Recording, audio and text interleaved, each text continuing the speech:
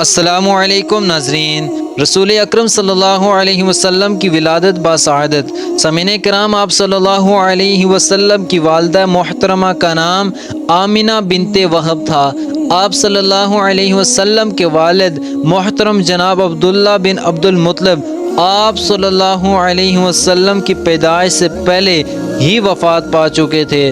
آپ صلی اللہ علیہ وسلم کی پیدائش کے وقت دایا کے فرائض سیدنا عبد الرحمن بن عوف رضی اللہ تعالیٰ عنہ کی والدہ شفا بن عمرو نے انجام دیے۔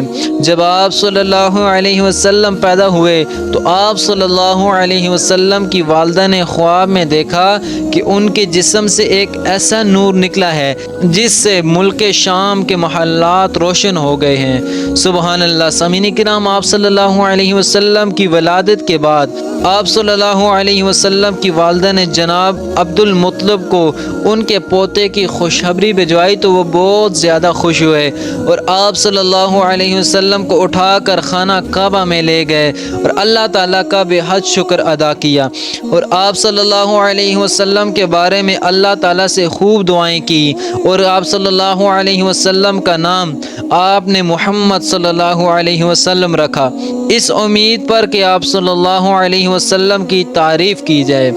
آپ صلی اللہ علیہ وسلم کی ولادت سے لے کر آج تک تمام آسمان و زمین والے آپ صلی اللہ علیہ وسلم کی تعریف کرتے ہیں اور قیامت تک یہ سلسلہ جاری رہے گا انشاءاللہ العزیز۔